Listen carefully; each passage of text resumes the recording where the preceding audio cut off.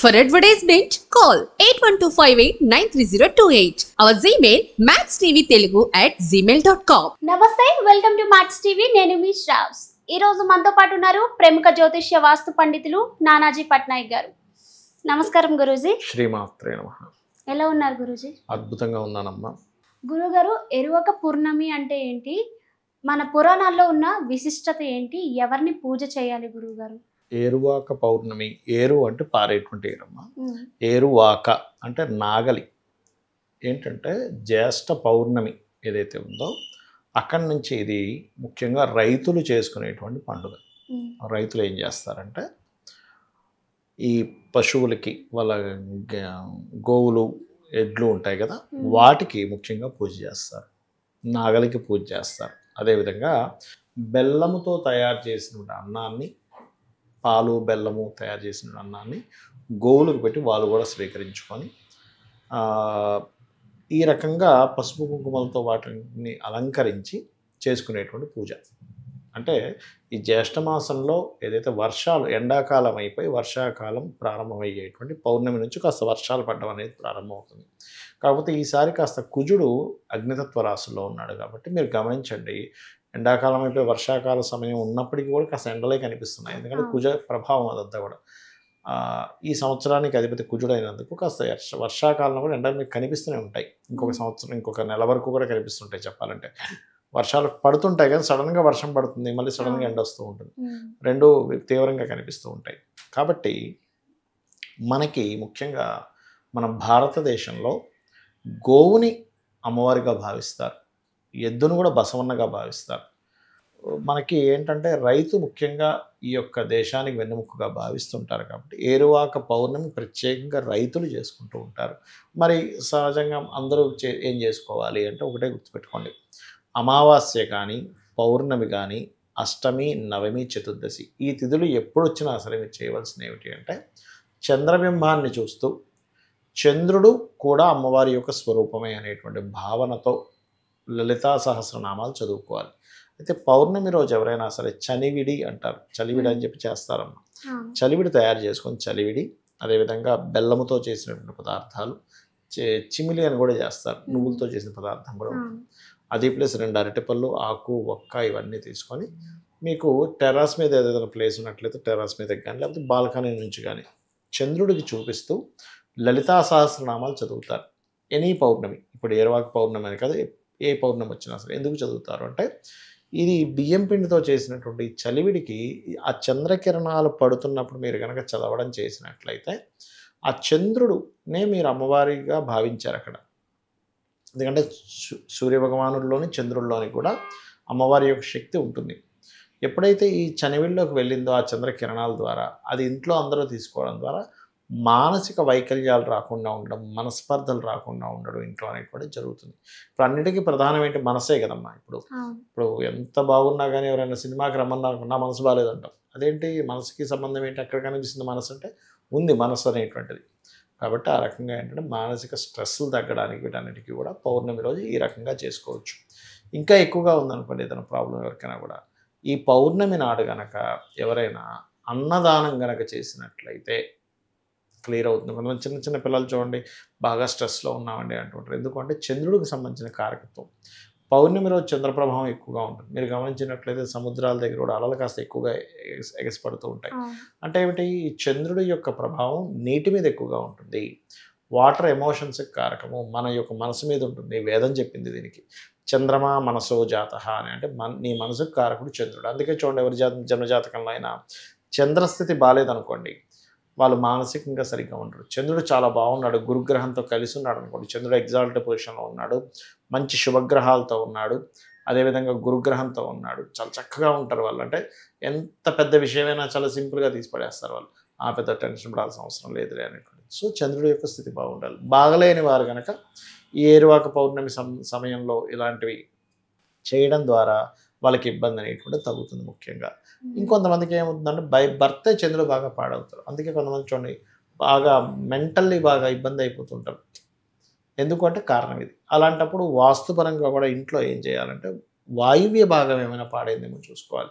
వాయువ్యం బాగా పెరిగినా తరిగినా కూడా చంద్రుడు ఉండేటువంటి స్థానం మార్పు వచ్చింది కదా, ప్రాబ్లం అనేటువంటిది వస్తూ ఉంటుంది. అందుకే వాస్తుపరంగా కూడా వాయువ్యంలో కొంత బియ్యం బస్తా పెట్టమని చెప్తూ ఉంటారు. అప్పుడు ఇంట్లో ఉండే వాళ్ళ యొక్క మానసిక స్థితి కూడా బాగుంటుంది. కాబట్టి ఎరువాక పౌర్ణమి అనేటువంటిది ముఖ్యంగా రైతులకు సంబంధించినటువంటిది, రైతులు చేసుకుంటారు. నార్మల్గా జనాలు ఏంటంటే ఇటువంటివి చేసుకోవచ్చు, లలితా సహస్రనామాలు చదువుకోవడం చేసుకోవచ్చు. గురుగారు, సంకహస్త చతుర్థి అంటే ఏంటి, ఎలా చేయాలి గురువుగారు? సంకష్టహర చతుర్థి అంటారమ్మా దీన్ని. సంకష్టములు, సంకష్టము తీరేటువంటిది అంటే కష్టాలు, సంకటము అంటారు. మరి నీకేం సంకటం వచ్చింది అంటూ ఉంటారు. అంటే ఏమిటి అంటే ఇది చాలా ప్రాబ్లం, నా వల్ల నాకు తోచట్లేదు, అసలు ఏం చేయాలి ఏంటో తోచట్లేదు అన్నప్పుడు సంకష్టహర చతుర్థి గణపతికి చేస్తారు. గణపతి యొక్క ఆరాధన చేసేటువంటి సంకష్టహర చతుర్థి అంటే గణపతి ఎటువంటి ఆటంకాలైనా తొలగించేవాడుగా చెప్తూ ఉంటారు. అది కేవలం మనుషులకే కాదు, దేవతలకు కూడా ఆటంకం తొలగిస్తాడు. ఎలాగా అంటే మీరు కనుక లలితా సహస్రనామాలు చదివినట్లయితే అందులో చాలా స్పష్టంగా ఉంటుంది. ఏమిటి, ఈ యొక్క యుద్ధం జరుగుతూ ఉంటుంది బండాసురుడి యొక్క సైన్యానికి, వీళ్ళకి ఈ యొక్క అమ్మవారి సైన్యానికి యుద్ధం జరుగుతూ ఉంటే మధ్యలో ఏం జరుగుతుందంటే ఒక్కసారిగా ఈ అమ్మవారి సైన్యం అంతా కూడా ఏమీ అసలు యుద్ధం చేయకుండా ఖాళీ కూర్చుంటారు అందరూ. ఏమిటి అందరూ కూడా అంటే ఎందుకు అలా అంటే, ఏం యుద్ధం చేస్తాం, బండాసుడితో యుద్ధం చేస్తే మాకేం వస్తుంది, ఆ సైన్యంతో యుద్ధం చేస్తే మాకేం వస్తుంది, మహా అంటే అమ్మవారికి వెళ్ళిపోతుంది క్రెడిట్ అంతా. ఇట్లా ఒక వైరాగ్యమైన మాటలు మాట్లాడుతుంటారు. ఈ వారాహి అమ్మవారు, ఈ యొక్క మంత్రిని అమ్మవారు అయినటువంటి శ్యామల అమ్మవారు వాళ్ళని లేకుంటే యుద్ధం చేయండి అంటూ ఉంటాయి. ఎందుకు అలా అయింది అంటే బండాసురుడికి ఇద్దరు తమ్ముళ్ళు ఉంటారు, విశుక్రుడు విషంగుడు అని. ఈ విశుక్రుడు విషంగుడిలో ఒక తమ్ముడు ఏం చేస్తాడంటే విఘ్నశిలా యంత్రము అని ఉంటుంది. ఆ విఘ్నశిలా యంత్రాన్ని ఇది అగ్ని ప్రాకారం ఉంటుంది మొత్తం ఆ యుద్ధం జరిగేటువంటి సమయంలో, పై నుంచి విసిరేస్తాడు. అది విఘ్నశిలా యంత్రం ఎక్కడైతే పడిందో ఈ సైన్యం దగ్గర వీళ్ళందరికీ వైరాగ్యం పుడుతుంది. అప్పుడు ఈ యొక్క మంత్రిని దేవత వచ్చి అమ్మవారికి చెప్తుంది, అమ్మ ఇలా ఇలా అందరూ ఇలా అయిపోయారని నాకు తెలుసులే ఏం జరిగిందో అని ఈశ్వరుడు వైపు చూస్తుంది. చూసి ఏం చేద్దామంటే నువ్వు చెప్పావుగా ఏం చేయొద్దని, కూర్చోమన్నావుగా కూర్చున్నా అంటాడు. దాన్నే లలితా సహస్రనామాల్లో కామేశ్వర ముఖాలోక కల్పిత శ్రీ గణేశ్వర అంటారు. అంటే ఇద్దరు చూసుకొని ఒకరినొకరు నవ్వుకున్నప్పుడు ఆ నవ్వు నుంచి పుట్టినవాడు గణపతి. కామేశ్వర ముఖాలోక కల్పిత శ్రీ గణేశ్వర అంటే నవ్వు నుంచి పుట్టినవాడు ఏం చేస్తాడు, నవ్వునే ఇస్తాడు. ఒక స్వీట్ నుంచి తయారు చేసినటువంటి పదార్థం ఎలా ఉంటుంది, స్వీట్గా ఉంటుంది. అలాగే నవ్వు నుంచి పుట్టాడు కాబట్టి మనందరికీ ఆనందాన్ని ఇచ్చేవాడు గణపతి. ఆనందం ఎందుకు వస్తుంది మనకి, ఏదైనా ఆటంకం తొలగిపోతే ఆనందం, అంతే కదా. ఇప్పుడు కరెంటు పోయింది పుసుక్కని, అయ్యో కరెంటు పోయింది, వచ్చింది అమ్మయ్య వచ్చింది అంటాం, అమ్మయ్య షూట్ స్టార్ట్ చేసుకుందాం అంటాం. అలాగే ఈ గణపతి కేవలం ఏదో మనుష్యులకు మాత్రమే కాదు, దేవతలకు కూడా. అంటే ఆఖరికి లలితా అమ్మవారి యొక్క యుద్ధంలో ఏదైనా ఇబ్బంది వస్తే కూడా గణపతిని పిలిచారు. అంటే ఏమిటి, విశ్వంలో ఎక్కడ ఏ ఇబ్బంది వచ్చినా గణపతి దాన్ని క్లియర్ చేస్తాడు, ఆనందాన్ని ఇస్తాడు. సంకష్టహర చతుర్థి కనుక ఎవరైనా నెలకు ఒకసారి వస్తూ ఉంటుంది, 2 సార్లు కూడా అయితే. ఇక్కడ ఏంటంటే చతుర్థి శుక్లపక్షము కృష్ణపక్షం కూడా ఉంటుంది చతుర్థి అనేటువంటిది. అయితే ఈ నెలకు ఒకసారి చేసేవాళ్ళు ఉంటారు, 2 సార్లు చేసేవాళ్ళు కూడా ఉంటారు. అయితే ఒకటేంటంటే ఇది ఎవరైతే ఈ యొక్క చతుర్థి చేస్తారో లేదా చవితి చేస్తారో గణపతి కోసమని, గణపతి ప్రీతి కోసమని, వారికి ఆటంకములు అనేటువంటివి తగ్గుతాయి. ఒకటి పాయింట్ నెంబర్ 1.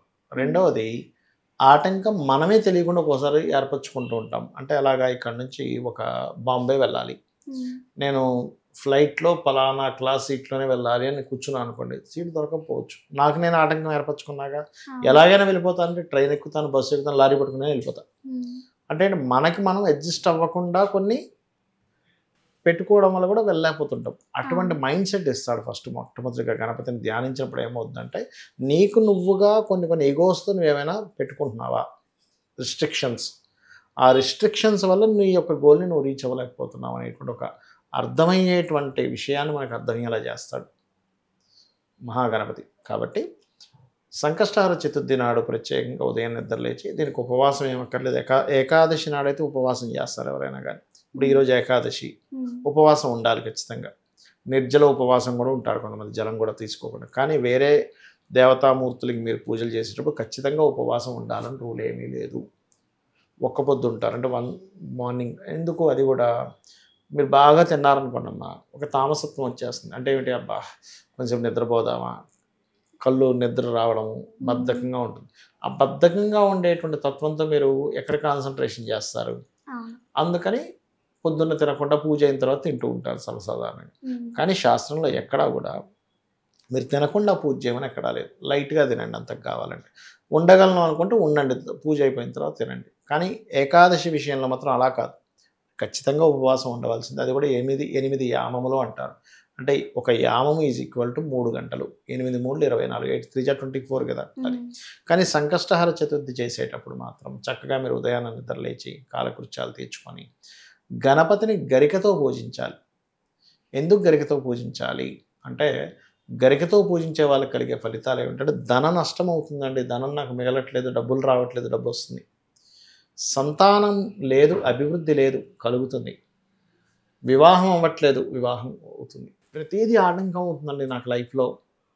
గరికకు ఉండేటువంటి శక్తి అటువంటిది. గరిక ఎలా ఉంటుందంటే, చాలామంది గరికతో కాకుండా ఏదో గడ్డిని తీసుకొచ్చి గరిక అనుకుంటారు. అలా కాదు. గరిక అనేటువంటిది భూమి మీద ఇలా మొలుస్తుంది, మళ్ళీ ముందుకెళ్ళి మళ్ళీ వేసుకుంటుంది, మళ్ళీ లెగుస్తుంది. అంటే మీరు లాగినట్లయితే అదంతా ఇట్లాగా ఒక దగ్గర ఇలాగా లోపలికి వెళ్ళి మళ్ళీ కొంచెం బయటకు వచ్చి మళ్ళీ ఇంకో దగ్గర లోపలికి వెళ్ళి అలా అలాగా మొత్తం కాదు. మనం చూడండి, ఏదైనా కుట్టినప్పుడు దారం కుట్టినప్పుడు ఎలా ఉంటుంది, అలా ఉంటుంది గరిక. దానితో పూజ చేయాలి. ఎందుకు అంటే అది ఎప్పటికప్పుడు దాన్ని పెంచుకుంటూ వెళ్తుంది. అలాగే వంశ అభివృద్ధి పెరుగుతుంది. ముఖ్యంగా గణపతిని గరికతో పూజించినట్లయితే, గరికతో పూజిస్తూ కుడుములు, ఉండ్రాలు నైవేద్యంగా పెట్టాలి. అది నేను పెట్టలేను, నా దగ్గర ధనం లేదు, ఆరోగ్యం బాలేదు అనుకునేటువంటి ఏ ఫలమైనా సరే పెట్టవచ్చు. అయితే ప్రధానంగా ఏంటంటే, ఎప్పుడైనా సరే గణపతి యొక్క పూజ చేశాము, సంకష్టహర చతుర్థి చేశాము, ఖచ్చితంగా గుంజీలు తీయాలి. ఇలా పట్టుకొని కుడి చేయి పైకుండా ఇలా గుంజీలు తీయాలి. ఇలాగా అనుకోవాలి గణపతికి. ఎందుకంటే అలా గనక అనుకుంటే గణపతికి ఆనందం అట. మనము గణపతికి పూజ చేసి ఆయన నవ్వాడు అంటే ఆయన ఆనందపడ్డాడు. ఆ ఆనందం యొక్క ఎనర్జీ మనకు వస్తే మనం ఆనందంగా ఉంటాం. చాలా బాగా చెప్పారు గురుగారు. ధన్యవాదాలు. శ్రీమాత్రే నమః.